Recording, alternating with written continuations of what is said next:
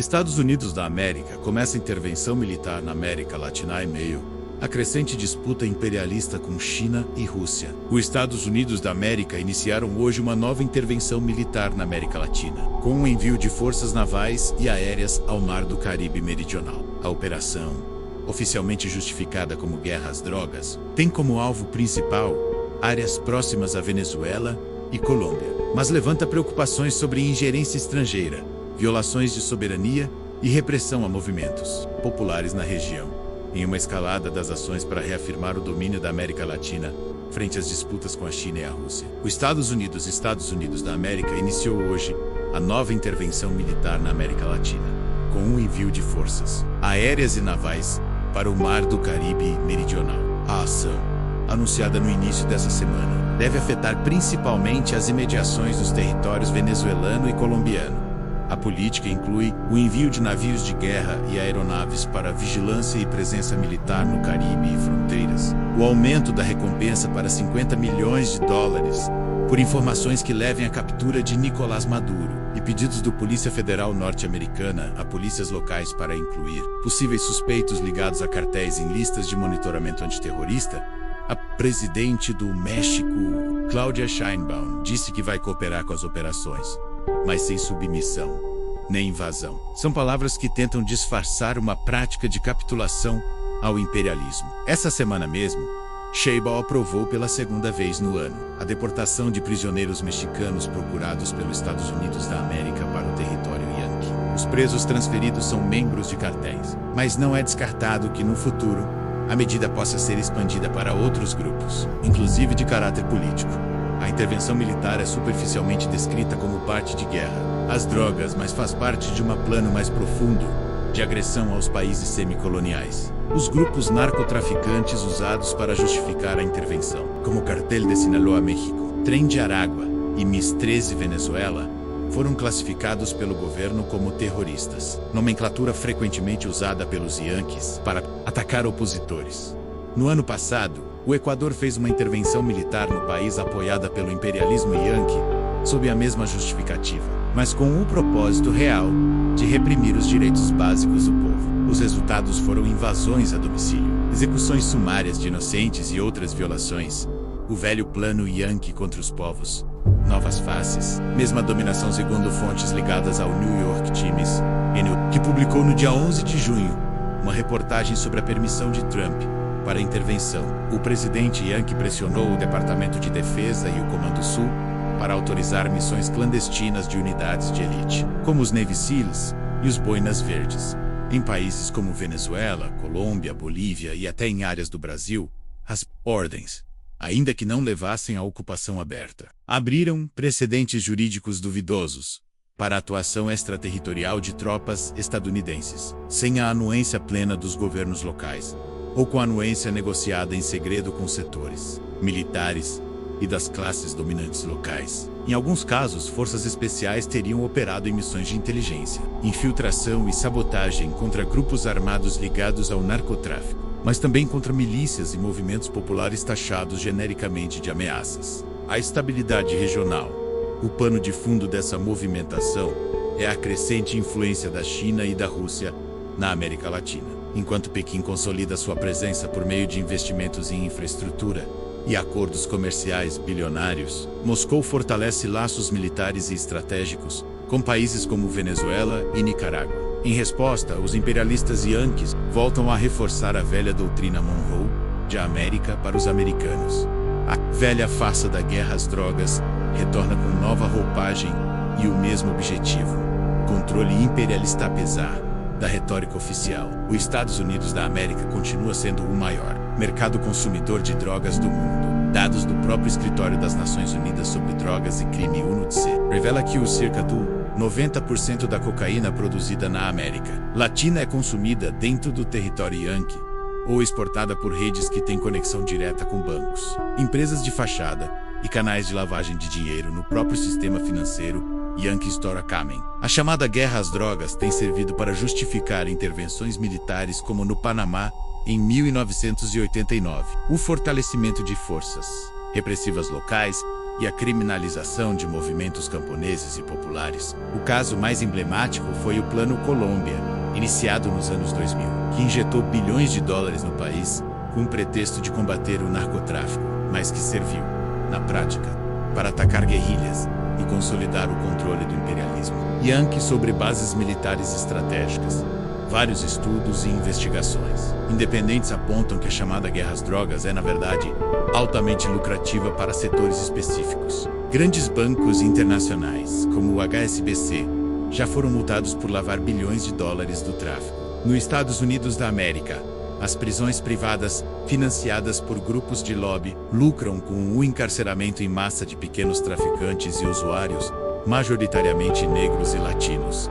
Além disso, segmentos das classes dominantes latino-americanas também lucram com o narcotráfico, seja facilitando rotas, blindando aliados políticos, seja cooperando com agências de inteligência estrangeiras.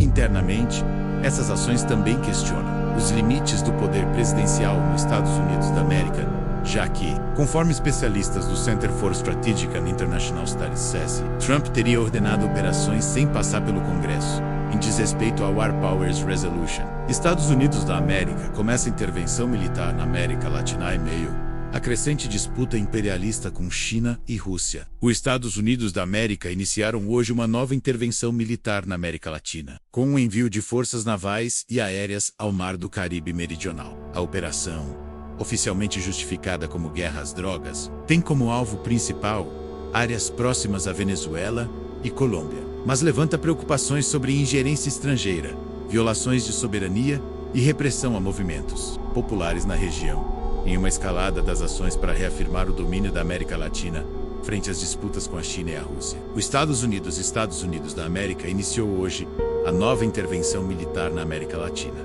com o envio de forças aéreas e navais para o Mar do Caribe Meridional. A ação, anunciada no início dessa semana, deve afetar principalmente as imediações dos territórios venezuelano e colombiano.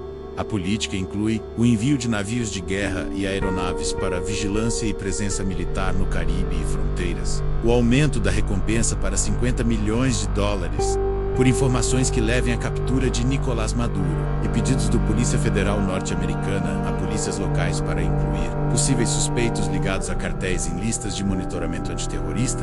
A presidente do México, Claudia Sheinbaum, disse que vai cooperar com as operações, mas sem submissão nem invasão. São palavras que tentam disfarçar uma prática de capitulação ao imperialismo. Essa semana mesmo, Sheinbaum aprovou pela segunda vez no ano a deportação de prisioneiros mexicanos procurados pelos Estados Unidos da América para o território Yankee. Os presos transferidos são membros de cartéis, mas não é descartado que no futuro a medida possa ser expandida para outros grupos, inclusive de caráter político. A intervenção militar é superficialmente descrita como parte de guerra às drogas, mas faz parte de um plano mais profundo de agressão aos países semicoloniais. Os grupos narcotraficantes usados para justificar a intervenção, como o Cartel de Sinaloa México, Tren de Aragua e MIS-13 Venezuela, foram classificados pelo governo como terroristas, nomenclatura frequentemente usada pelos Yankees para atacar opositores. No ano passado, o Equador fez uma intervenção militar no país apoiada pelo imperialismo Yankee, sob a mesma justificativa, mas com o propósito real de reprimir os direitos básicos do povo. Os resultados foram invasões a domicílio, execuções sumárias de inocentes e outras violações. O velho plano Yankee contra os povos. Novas faces. Mesma dominação segundo fontes ligadas ao New York Times, que publicou no dia 11 de junho uma reportagem sobre a permissão de Trump para a intervenção. O presidente Yankee pressionou o Departamento de Defesa e o Comando Sul para autorizar missões clandestinas de unidades de elite, como os Navy SEALs e os Boinas Verdes, em países como Venezuela, Colômbia, Bolívia e até em áreas do Brasil. As ordens, ainda que não levassem à ocupação aberta, abriram precedentes jurídicos duvidosos para a atuação extraterritorial de tropas estadunidenses, sem a anuência plena dos governos locais, ou com anuência negociada em segredo com setores militares e das classes dominantes locais. Em alguns casos, forças especiais teriam operado em missões de inteligência, infiltração e sabotagem contra grupos armados ligados ao narcotráfico, mas também contra milícias e movimentos populares taxados genericamente de ameaças. A estabilidade regional. O pano de fundo dessa movimentação é a crescente influência da China e da Rússia na América Latina. Enquanto Pequim consolida sua presença por meio de investimentos em infraestrutura e acordos comerciais bilionários, Moscou fortalece laços militares e estratégicos com países como Venezuela e Nicarágua. Em resposta, os imperialistas yankees voltam a reforçar a velha doutrina Monroe de América para os americanos. A velha farsa da guerra às drogas retorna com nova roupagem e o mesmo objetivo: controle imperialista apesar da retórica oficial. Os Estados Unidos da América continua sendo o maior mercado consumidor de drogas do mundo. Dados do próprio Escritório das Nações Unidas sobre Drogas e Crime UNODC revela que cerca do 90% da cocaína produzida na América Latina é consumida dentro do território Yankee ou exportada por redes que têm conexão direta com bancos, empresas de fachada e canais de lavagem de dinheiro no próprio sistema financeiro Yankee Stock Kamen. A chamada guerra às drogas tem servido para justificar intervenções militares como no Panamá em 1989, o fortalecimento de forças repressivas locais e a criminalização de movimentos camponeses e populares. O caso mais emblemático foi o Plano Colômbia, iniciado nos anos 2000, que injetou bilhões de dólares no país com o pretexto de combater o narcotráfico, mas que serviu, na prática, para atacar guerrilhas e consolidar o controle do imperialismo Yankee sobre bases militares estratégicas.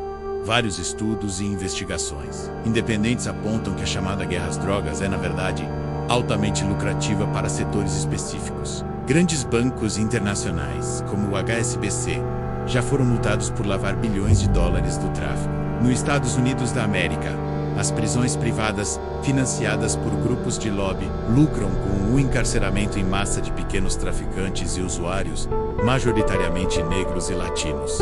Além disso, segmentos das classes dominantes latino-americanas também lucram com o narcotráfico, seja facilitando rotas, blindando aliados políticos, seja cooperando com agências de inteligência estrangeiras.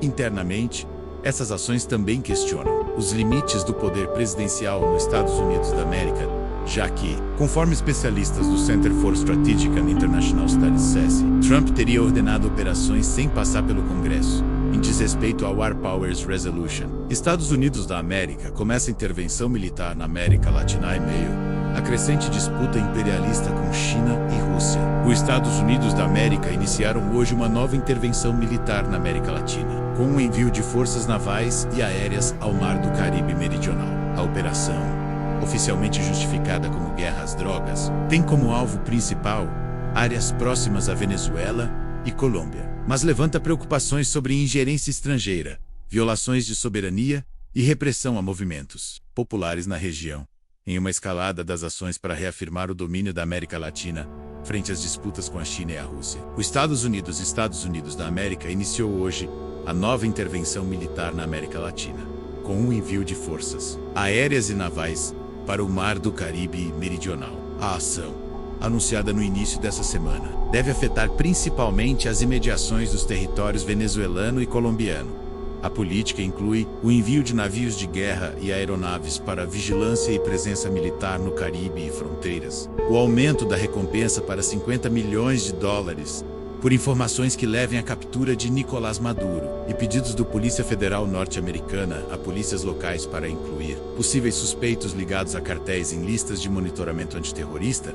A presidente do México, Claudia Sheinbaum, disse que vai cooperar com as operações, mas sem submissão nem invasão. São palavras que tentam disfarçar uma prática de capitulação ao imperialismo. Essa semana mesmo, Sheinbaum aprovou pela segunda vez no ano a deportação de prisioneiros mexicanos procurados pelos Estados Unidos